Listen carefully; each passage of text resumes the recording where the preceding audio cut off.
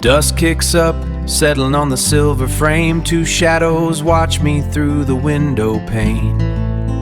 And I find my shelter in the shifting pines, tracing the scripture in these tired lines.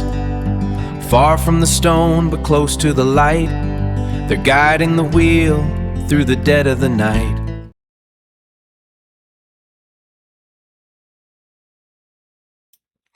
Well, hello everybody. Welcome to the latest installment of the Pauly Perspective. I think this is episode 52. It is July 9th at 9:05 this morning. And if you were watching social media in the past couple of hours, you know Bonnie Tyler has died. And she was a favorite of mine, unfortunately for me, because, you know, this day was always going to come. You just don't know when. But we had a little bit of a forewarning in the last 3 months that she had had intestinal trouble and she was in a coma for over a month. And we didn't really hear, as fans of Bonnie's, we didn't hear too much more of what had been going on after she got out of the coma. So I kind of suspected things because there wasn't a lot of news. And if you I keep an eye on Bonnie Tyler on Google searches, and they were rehashing the old news. Oh, she was in a coma. Oh, she got out of a coma, and all of that. So you know, a great voice silenced. The tributes are pouring in from Rod Stewart, Nikki French, who did Total Eclipse of the Heart and almost made that a #1 hit here in the States in 1995. So it's a sad day, but you know, life's going to go on, and all of our favorite rock and roll stars are going to die at some point if we live long enough. So, you know, she was one of my favorites. And go on Spotify, go on Apple, go on whatever, Pandora, and check out. She has a great catalog of songs. Not a lot of them were hits in the United States, but she had a longer career in Europe that actually went back before It's a Heartache here in the summer of '78. Went back to a song called Lost in France that she did in the winter of '76. And her career went longer. She had hits in Europe all the way up to singing in Eurovision in 2013 with a song called Believe in Me. And her last album was The Best Is Yet to Come in 2021, which I listened to right after it came out. And she was still putting singles out as late as, I think it was April, because there was this documentary on the homeless in Las Vegas, and she did a song for that called One World, One Home, I think. So it's a sad day, and, you know, no matter who you're a fan of is what I'm trying to say, as I kind of speak extemporaneously, so I'm going to verbally stumble for a little bit. But no matter what pop star or band or group you're a fan of, this day is going to come to one of you. So, you know, today was my day, and I'm getting over it. At least we had a little bit of forewarning.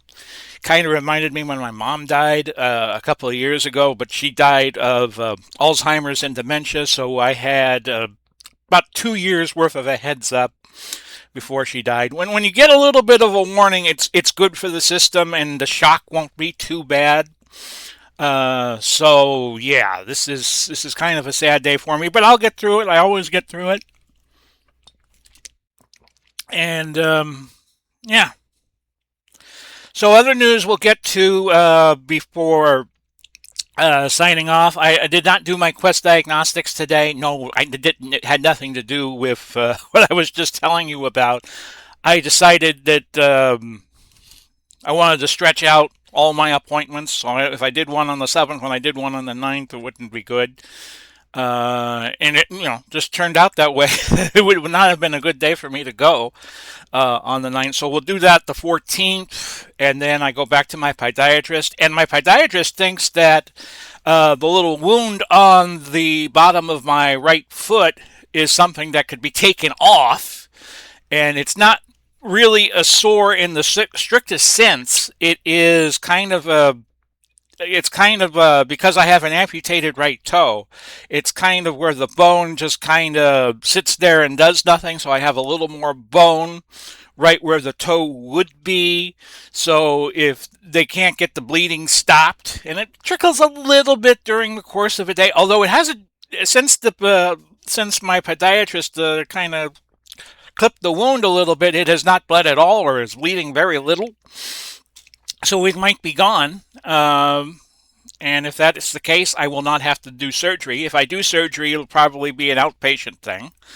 It'll probably be like an in and out. They just put you under for a little bit, or maybe not even put me under, just give me like a local or something like that.